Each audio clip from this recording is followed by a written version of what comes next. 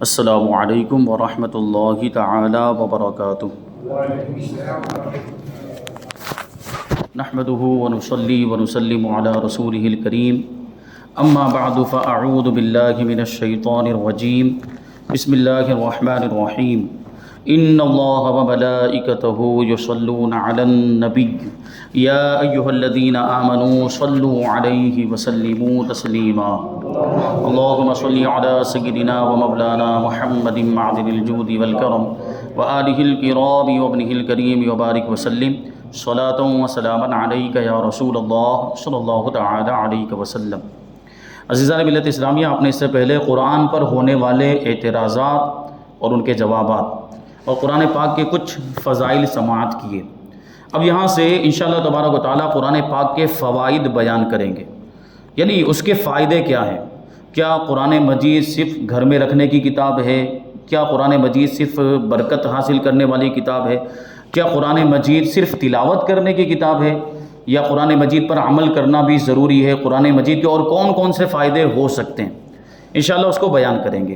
فرماتے ہیں کہ قرآن کریم کے فوائد کا احاطہ کسی کی زبان، کسی کا قلم، کسی کا دل و دماغ نہیں کر سکتا۔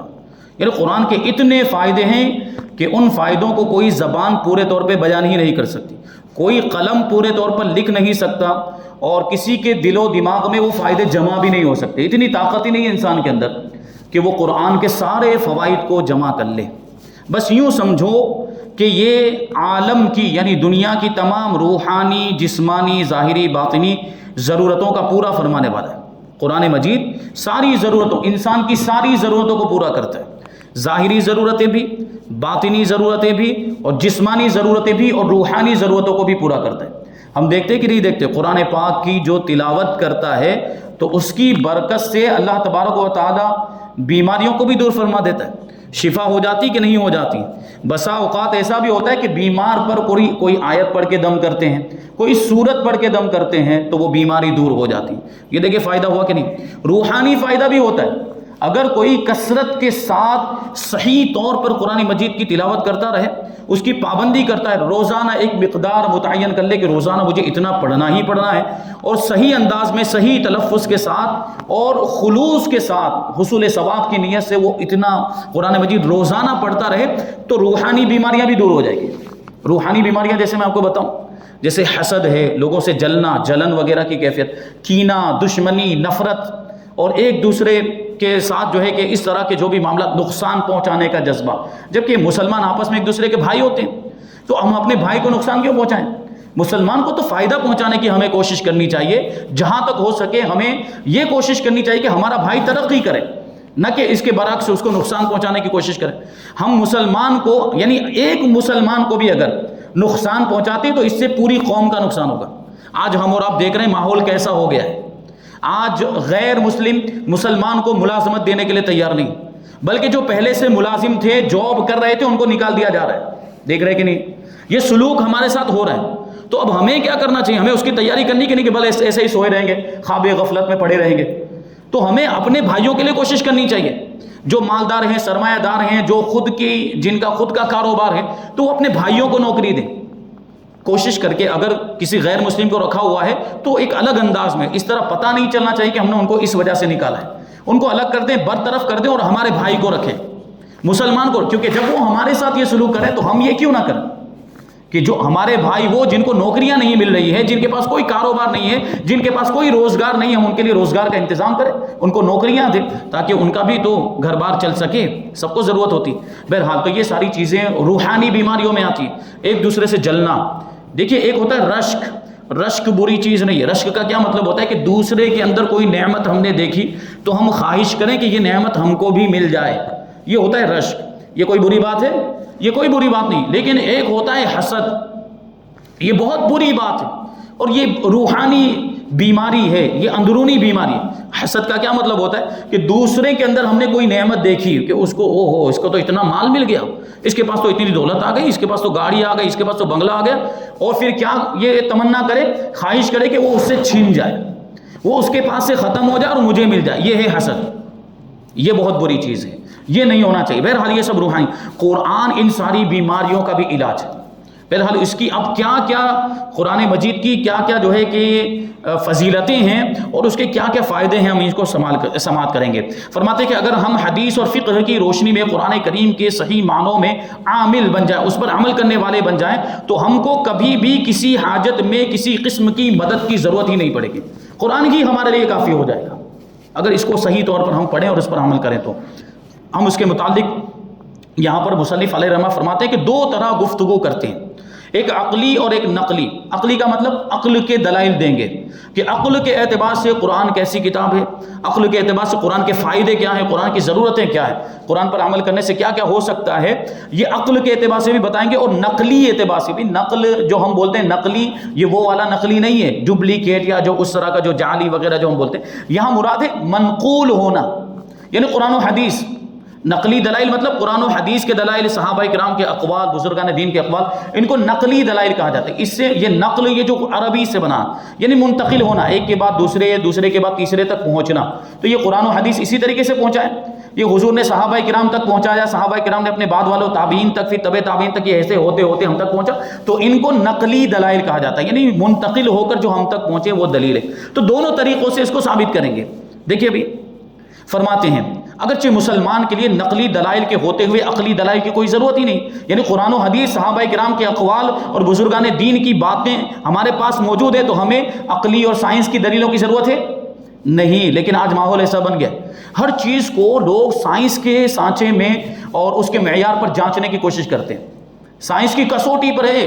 سائنس یہ کہتا ہے تو قرآن میں یہ آیا ہے تو کیا یہ سائنس کے مطابق ہے کہ نہیں؟ ہم قرآن کو سائنس کے مطابق کیوں کریں؟ ہم سائنس کو قرآن کے مطابق کیوں نہیں کرتے؟ کیونکہ دیکھیں سائنس کے جو بھی نظریات ہیں اور سائنس کے جو بھی آپ دیکھ لیں ان کے ویوز ہوتے ہیں وہ بدلتے رہتے ہیں۔ یہی سائنس والے انہوں نے کیا کہا تھا پہلے کہ یہ انسان بندر سے بنا ہوا ہے، کہا تھا کہ نہیں کہا تھا؟ یہ انسان پہلے بندر تھا، پھر دھیرے دھیرے ترقی کرتے کرتے وہ انسان بن گیا، لیکن اب یہ نظریہ بدل گیا، لوگ اب اس کے خلاف بات کر رہے ہیں کہ یہ صحیح بات نہیں ہے، اور ہم بھی ان پر اعتراض کرتے ہیں۔ اور ہمارا عقیدہ یہ ہے کہ انسان ہی بنایا گیا، انسان کوئی پہلے دوسری مخلوق نہیں تھا پھر ایسا ہوا ہو کہ انسان بنا، ایسا نہیں۔ اللہ نے کیا فرمایا؟ وَإِذْ قَالَ رَبُّكَ لِلْمَلَائِكَةِ إِنِّي جَاعِلٌ فِي الْأَرْضِ خَلِيفَةً، جب اللہ تبارک، یاد کرو جب اللہ تبارک و تعالیٰ نے، تمہارے رب نے فرشتوں سے کہا کہ میں زمین میں اپنا خلیفہ بنانے والا ہوں، پھر اللہ تعالیٰ نے حضرت آدم کو پیدا فرمایا، تو انسان ڈائریکٹ انسان ہی بنا، پہلے کوئی دوسری مخلوق نہیں تھا۔ تو یہ نظریہ یہ اسلام کے خلاف ہے کہ بندر تھا پھر انسان بنا۔ ہم ان سے سب سے بڑا سوال یہ کریں کہ اگر جو یہ ماننے والے جو یہ نظریہ رکھتے ہیں کہ انسان پہلے بندر تھا اور پھر انسان بنا، تو ان سے سب سے پہلے یہ سوال کریں کہ ابھی جو بندر ہے وہ انسان کیوں نہیں بنتے؟ ابھی جو بندر موجود ہیں وہ انسان کیوں نہیں بنتے؟ اگر مان لیں کہ بندر سے بنا ہے انسان، تو ابھی جو بندروں کی قوم پائی جاتی ہے کتنی کثیر تعداد میں، یہ ان کا موسم آتا ہے تو ہم دیکھتے بھی ہیں ان کو، تو یہ کیوں انسان نہیں بنتے؟ سب سے بڑا اعتراض تو ان کے اوپر یہ ہوتا ہے۔ بہرحال یہ ان کے جو نظریات یہ بدلتے رہتے ہیں، اور ایک وقت آئے گا کہ یہ سائنس جو ہے اس کو ماننا پڑے گا کہ قرآن میں جو ارشاد فرما دیا گیا، حدیث میں جو ارشاد فرما گیا وہی صحیح ہے۔ وہ ایک شاعر نے کسی شعر کا وہ سنتے، بڑی مشہور نعت ہے، آمنہ کا لال آیا، اس میں ایک شعر ہے کہ جو کہا میرے نبی نے وہ ہمیشہ سچ ہوا، جو کہا میرے نبی نے وہ ہمیشہ سچ ہوا، ہو بہو ثابت یہ کرتا آج سائنسدان ہے۔ یعنی سائنسدان یہ ساری باتیں ثابت کر رہے ہیں۔ جیسے حضور نے کیا ارشاد فرمایا؟ پانی بیٹھ کر پینا چاہیے۔ پانی کیسے پینا چاہیے؟ بیٹھ کر۔ آج سائنس اس کے فائدے بتا رہی ہے، میڈیکل سائنس، بیٹھ کر پانی پینے کے یہ فائدے ہو، کھڑے ہو کر پانی پینے کے یہ نقصانات بتاتی کہ نہیں؟ کھڑے ہو کر پانی اگر آپ پئیں تو کیا ہوتا ہے؟ ڈائریکٹ وہ پانی اور پانی کا اثر سیدھا گھٹنوں تک پہنچتا ہے، اور اس کی وجہ سے گھٹنوں کی تکلیف ہوتی ہے، گھٹنوں میں درد ہوگا، گھٹنوں میں تکلیف ہو جائے گی، گھٹنے کمزور ہو جائیں گے، دوسری بیماریاں۔ کھڑے ہو کر اگر ہم پانی پیتے ہیں تو یہ نقصانات، لیکن اگر بیٹھ کر ہم پانی پی رہے ہیں تو ڈائریکٹ پانی کا اثر گھٹنوں تک نہیں پہنچتا، تو اس سے وہ نقصانات نہیں ہوتے۔ دیکھا سائنس نے ثابت کیا کہ نہیں کیا؟ اسی طرح بہت سارے اسلام کی کوئی بھی چیز آپ اٹھا کر دیکھ لیں، اس میں دین کے فائدے تو ہے ہی ہیں، دنیا کے بھی بہت سارے فائدے۔ یہ ہماری پوری نماز کے اندر آپ دیکھ لیں، پوری نماز کے اندر کوئی نہ کوئی فائدہ۔ میں نے یہاں پہ جو نماز کا تربیتی پروگرام ہوا تھا اس میں یہ بات بتائی تھی کہ رکوع ہم کرتے ہیں، رکوع کرنے کا اگر صحیح طریقہ ہم سیکھ لیں اور صحیح طریقے سے رکوع اگر ہم کریں نا، تو کمر کی تکلیف بھی دور ہو جائے گی اور گھٹنوں کی تکلیفیں بھی دور ہو جائے گی۔ بہرحال ہم کو وہ سوچ کر نہیں کرنا ہے کہ یہ کہیں ورزش کر رہے ہیں یا ہم جو ہے کہ تکلیف کو دور کرنے کے لیے ہم کر رہے ہیں، نہیں، ہم تو اللہ کی عبادت کی نیت سے کریں، یہ فائدے تو خود بخود مل جائیں گے۔ میں نے ایک واقعہ اس میں یہ بیان کیا تھا کہ ایک ڈاکٹر تھا، ایک ڈاکٹر نہیں بلکہ پاکستان کا رہنے والا ایک آدمی تھا، تو وہ بیمار ہو گیا، اس کے پاؤں میں تکلیف ہوئی، گھٹنوں میں تکلیف۔ اب اس نے پاکستان میں خوب علاج کرایا، وہ بڑے بڑے ڈاکٹروں کے پاس گیا، بڑے بڑے ہاسپٹل میں گیا، لیکن کوئی فائدہ نہیں۔ آخرکار وہ گیا امریکہ، اور امریکہ جانے کے بعد اس نے وہاں پہ علاج کرایا۔ اب دیکھیے یہ اس طرح کے جو بھی معاملات ہوتے ہیں، ہڈیوں کے جو معاملات یا جوڑ، جو جسم کے اندر جو جوڑ ہیں ان کا کوئی بھی مسئلہ ہوتا ہے تو وہ لوگ دوا دینے کے ساتھ ساتھ ورزش بھی بتاتے ہیں، ایکسرسائز بتاتے کہ نہیں بتاتے۔ اب وہ ڈاکٹر نے سارا چیک اپ وغیرہ کر لیا، جو ایکس رے وغیرہ جو کچھ بھی نکالنا ٹیسٹ وغیرہ کرنے تھے وہ سب کر لیا، اور اس کو دوا بھی دی، اور ساتھ میں اس نے ایک ایکسرسائز بتائی اس کو۔ اور یہ جو مریض جو تھا نا یہ مسلمان تھا، ابھی آپ غور کرنا، اور جو ڈاکٹر تھا وہ غیر مسلم عیسائی تھا وہ۔ تو وہ ڈاکٹر نے اس کو پوری جو ہے کہ وہ ایکسرسائز بتائی گھٹنوں کے درد کی، کہ روزانہ آپ یہ ایکسرسائز کرتے رہیں تو آپ کی تکلیفیں ختم ہو جائے گی۔ اب جب اس نے دیکھا، ایکسرسائز پر غور کیا، تو ایکسرسائز ہو بہو وہی طریقہ جس طرح ہم رکوع کرتے، یہ تو ہمارے پاس پہلے سے موجود۔ اگر ہم پابندی کے ساتھ نماز پڑھیں اور صحیح طریقے سے رکوع سجدہ جو بھی نماز پڑھنے کا صحیح طریقہ اس انداز میں نماز پڑھیں تو ہمیں یہ بیماریاں ہوں گی ہی نہیں۔ صحیح ہونے کی تو بات دوسری، یہ ہوں گی ہی نہیں اگر صحیح انداز سے۔ جیسے ہم دیکھتے ہیں اپنے بزرگوں کو، یہ پیران اعظام جو نماز کے پابند، پانچوں وقت کی نماز، ان کی ایک نماز بھی نہیں چھوٹتی، ان کو ہم نے دیکھا کہ 80 سال کی عمریں ہو جاتی، بزرگان دین جو ہمارے علماء کرام جو گزرے ہیں ان کی 90 سال کی عمر، لیکن چلتے پھرتے ہیں مضبوط، ہاتھ پاؤں سلامت۔ جبکہ عوام کے معاملات 60 سال کی عمر ہو گئی، بات ختم، اب چلنا پھرنا بند، اور تکلیفیں شروع ہو گئی، یہ ہو رہا ہے تو کبھی یہ ہو رہا ہے تو کبھی یہ تکلیف۔ تو یہ فائدے ہیں اسلام کے اندر۔ اسلام سے بہتر کوئی دوسرا مذہب نہیں ہے، سب سے بہترین مذہب کوئی ہے تو وہ اسلام ہے۔ تو قرآن کے اندر بھی یہ سارے فائدے، تو قرآن کے ہوتے ہوئے، حدیث کے ہوتے ہوئے ہمیں سائنس کی کوئی ضرورت نہیں۔ ہم کو سائنس کو قرآن کے تابع کرنا ہے، قرآن کو سائنس کے تابع نہیں کرنا۔ قرآن میں تو یہ ساری باتیں پہلے، ابھی میں باتیں نکالوں تو بہت لمبی گفتگو چلی جائے گی۔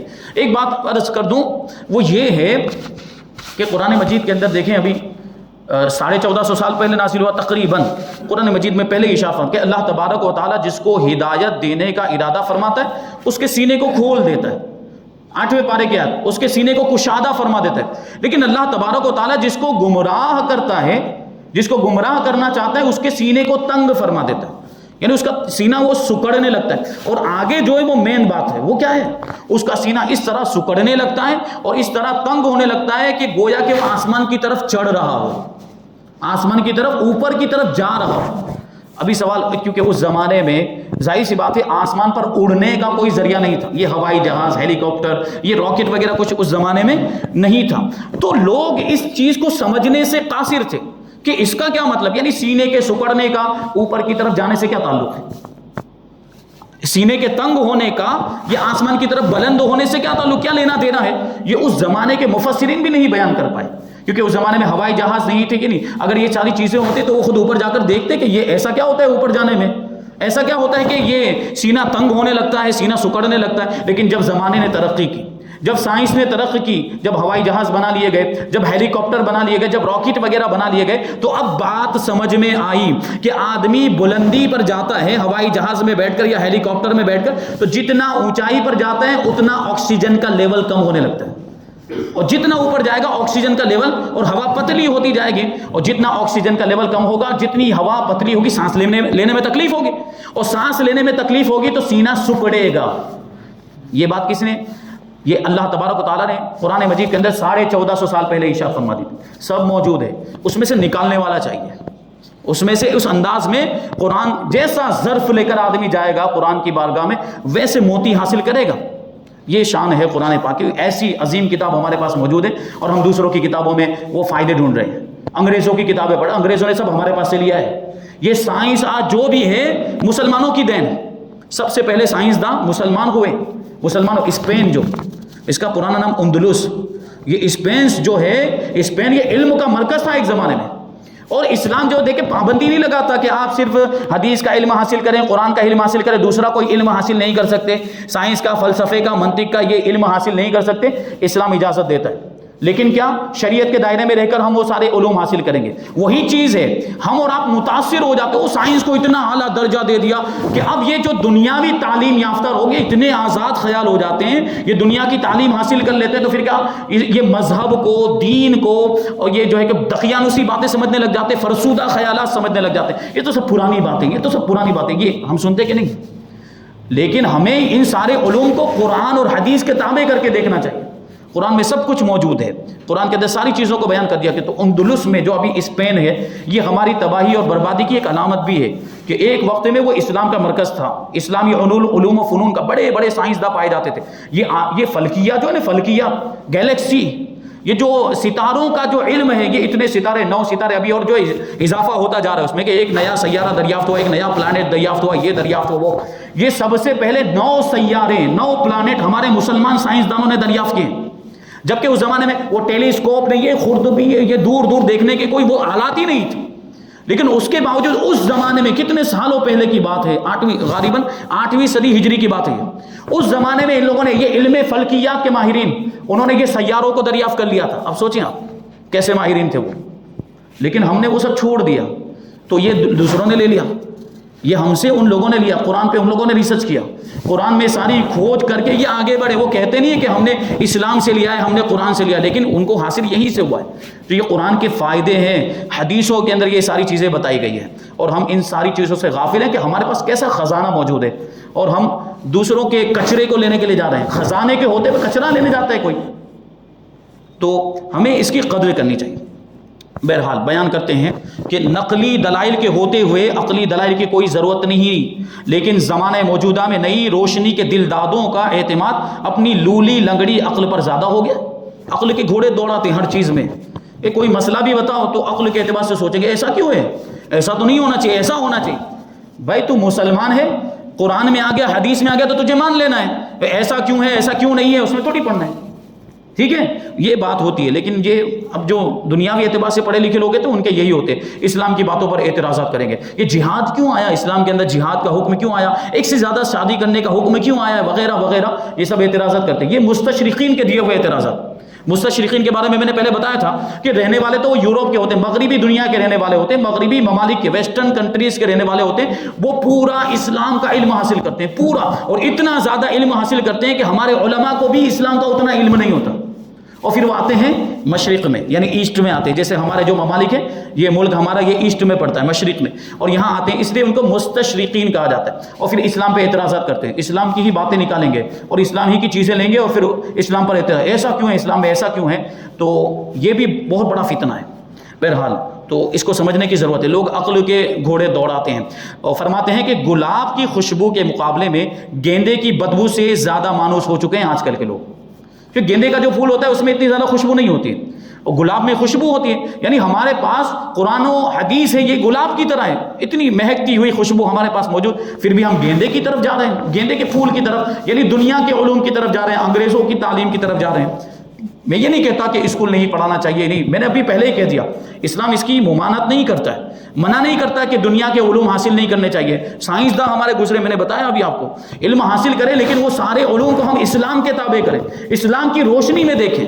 یہ نہ ہو کہ ہم وہ علم حاصل کرنے کے بعد ہم اپنے اسلام ہی کو جج کرنے لگ جائیں, ہم اپنے مذہبی کو جج کرنے لگ جائیں. کو سائنس تو یہ کہتی ہو, اسلام میں تو یہ, ایسا نہیں ہونا چاہیے, جو سائنس کہہ رہی وہ صحیح ہے, ایسا نہیں ہونا چاہیے, بلکہ اسلام جو کہتا وہی صحیح ہے. تو اس لیے اولاً ہم ان کی تواضع کے لیے عقلی فوائد بیان کرتے ہیں. تو وقت جو ہے کہ اسی میں گزر گیا, اور فوائد یہاں سے اب وہ شروع ہوں گے پہلا دوسرا نمبر کر کے. انشاءاللہ ان کو آئندہ ہفتے ہم شامل کریں گے, پابندی کے ساتھ شریک ہوں, کیونکہ بڑی جو ہے کہ قیمتی باتیں بیان کی جا رہی ہیں قرآن کے تعلق سے, اسلام کے تعلق سے. یہ غالباً اس طرح کی باتیں آپ نے پہلے نہیں سنی ہوں گی. تو الحمدللہ یہ درس ہم نے شروع کیا, اس کا مقصد ہی یہ ہے کہ ہمیں اسلام کے بارے میں, اپنے مذہب کے بارے میں, اپنی کتاب یعنی قرآن مجید کے بارے میں زیادہ سے زیادہ جاننے کو ملے. تو اس پروگرام کی ہم قدر کریں کہ یہ کتنی اہمیت رکھتا ہے, اور اپنے دوست و احباب کو, اپنے رشتہ داروں کو بھی لے کر آئیں. تعداد کم ہو گئی, تعداد اور بڑھنی چاہیے, تعداد کم نہیں ہونی چاہیے. تو اپنے دوست و احباب کو بھی اس کی اہمیت بتائیں کہ وہ بھی اس درس میں شریک ہوں. اللہ تبارک و تعالیٰ کی بارگاہ میں دعا ہے کہ جو کچھ بیان ہوا اس پر ہم سب کو عمل کرنے کی توفیق عطا فرمائے, اور نور قرآن سے ہم سب کے دلوں کو روشن اور منور فرمائے. وما علینا الا البلاغ. السلام علیکم.